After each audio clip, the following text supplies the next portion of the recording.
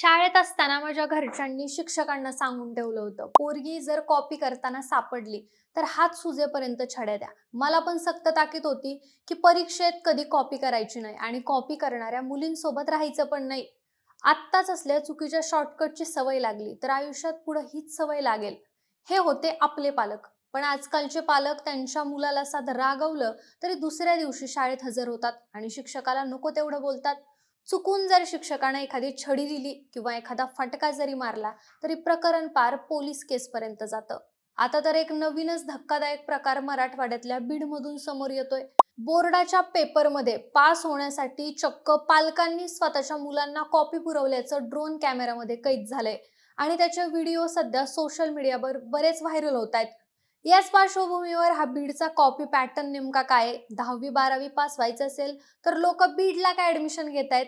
याच्या मागचे खरे सूत्रधार नेमके कोण आहेत? सगळं जाणून घेऊयात या व्हिडिओच्या माध्यमातून. नमस्कार, मी निशा हिंगे आणि तुम्ही पाहताय विशेष भारी. मंडळी, कालपासून राज्यभरात 12वीच्या परीक्षा सुरू झाल्यात. या परीक्षा कॉपीमुक्त करण्यासाठी शिक्षण विभागानं कंबर कसली आहे. भरारी पथक तर तैनात आहेतच, पण सीसीटीव्ही त्याचबरोबर ड्रोनच्या मदतीने देखील परीक्षा केंद्रावर नजर ठेवली जाते. तरी देखील काही परीक्षा केंद्रांवर कॉपी होत असल्याचं दिसून आलंय. शिक्षण विभागाच्या ड्रोन व्हिडिओमध्येच कॉपी होत असल्याचं दिसून येतंय. त्यामुळं कॉपी थांबवण्यासाठी शिक्षण विभागच अपयशी ठरलंय का, असा प्रश्न आता निर्माण होतोय. 10 फेब्रुवारी ते 12 मार्च या कालावधीमध्ये 12वीच्या बोर्डाच्या परीक्षा पार पडणार आहेत. यासाठी लाखो विद्यार्थी परीक्षेला बसलेत.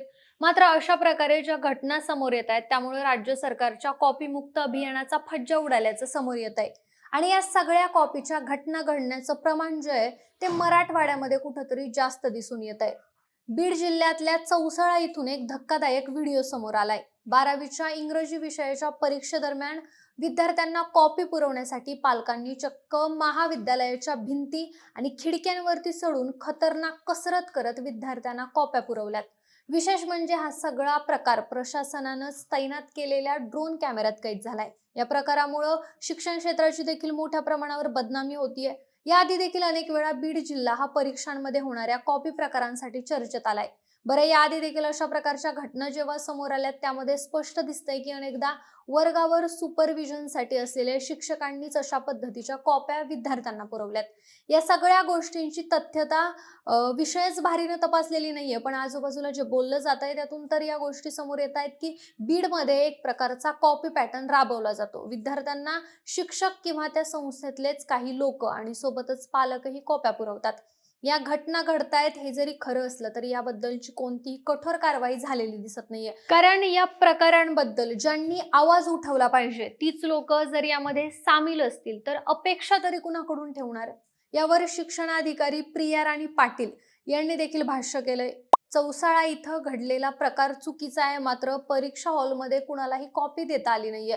आम्ही सगळे सीसीटीव्ही चेक केलेत, विद्यार्थ्यांनी कॉपी केलेली नाहीये. विशेष करून त्या ठिकाणी पोलिसांबरोबरच बैठक पथक देखील होतं. ज्यावेळेस हे ड्रोन फुटेज समोर आलं त्यावेळी पोलिसांनी तिथल्या असलेल्या पालकांना तिथून बाहेर काढलं आणि यानंतर असा अनुचित प्रकार झाल्यावर त्यावर दंडात्मक कारवाई करणार आहोत असं स्पष्टीकरण शिक्षणाधिकारी प्रिया राणी पाटील यांनी दिलंय. बरं, यातला अजून एक खतरनाक प्रकार म्हणजे बीडमधल्या परीक्षा केंद्रांबाबत देखील बराच मोठा झोल त्या ठिकाणी आहे. विद्यालयाचं नाव आहे यशवंतराव चव्हाण कनिष्ठ महाविद्यालय कला वाणिज्य विज्ञान. नाथ शिक्षण संस्था परळी वैजनाथ असं संस्थेचं नाव आहे. याचे संस्था चालक आहेत धनंजय मुंडे. आता ही माहिती जी आहे ती माहिती फक्त कागदोपत्री माहिती आहे, पण जमिनीवर ही संस्था किंवा कॉलेज कुठं अस्तित्वातच नाहीये.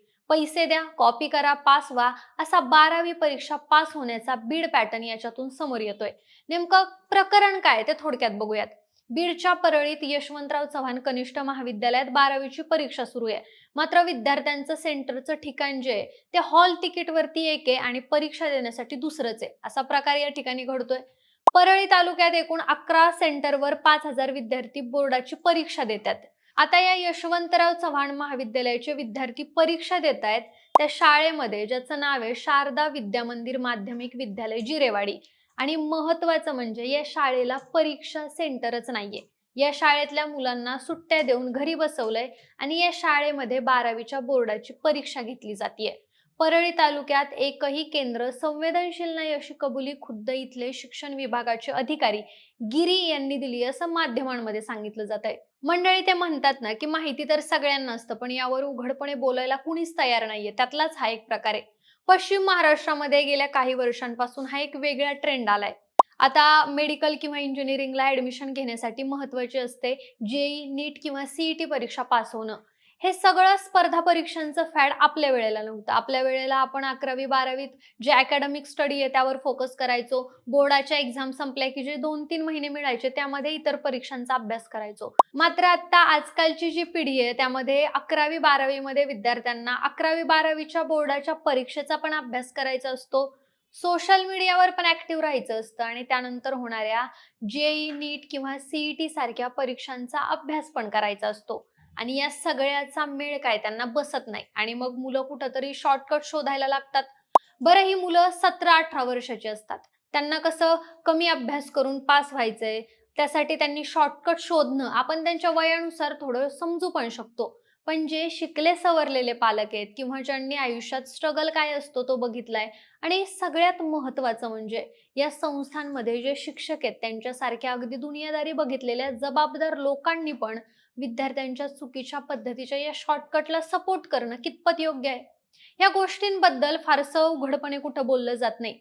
बरं, असं आहे का की फक्त मराठवाड्यातच हे होतं? तर असं नाहीये. संपूर्ण देशात किंवा राज्यात हे प्रकार प्रत्येक ठिकाणी घडतायत. पण सगळ्यांच्या तुलनेत हे प्रकार मराठवाड्यामध्ये सगळ्यात जास्त घडतायत आणि ही सत्य परिस्थिती आहे. आपण नाकारू शकत नाही. बातम्यांमधून, ड्रोनच्या व्हिडिओजमधून, सगळ्यामधून ह्या ज्या गोष्टी समोर येतायत, त्याच्याच आधारावर या गोष्टीचा निष्कर्ष निघतोय की मराठवाड्यामध्ये या गोष्टी जास्त घडतायत.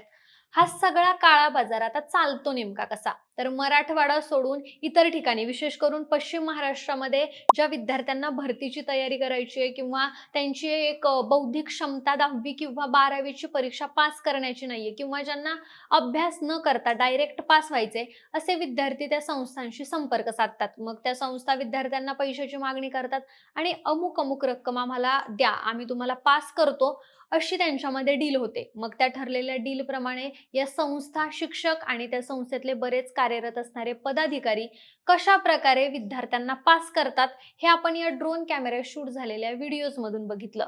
2023 मध्ये देखील बीडमधून टायपिंग परीक्षेतील गैरप्रकार उघडकीला आला होता.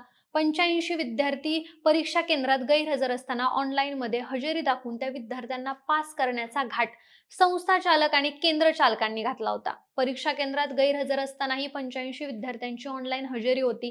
हे विद्यार्थी घरीच होते किंवा त्यांच्या जागी दुसऱ्यानंच परीक्षा दिल्याचा संशय व्यक्त होता.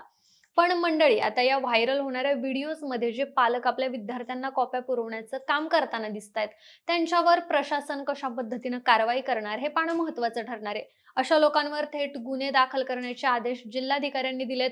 त्या लोकांवर गुन्हे दाखल होणार का हे बघावं लागणार आहे. बाकी घडलेल्या या प्रकाराबद्दल तुमचं मत नेमकं काय? या कॉपी पॅटर्न बद्दल तुमचा काय अनुभव आहे का? किंवा तुम्ही याबद्दल अजून काही वेगळ्या चर्चा ऐकल्यात का? हे आम्हाला कमेंटमध्ये नक्की सांगा आणि सोबतच आपल्या विशेष भारी या चॅनलला सबस्क्राईब करायला विसरू नका. धन्यवाद.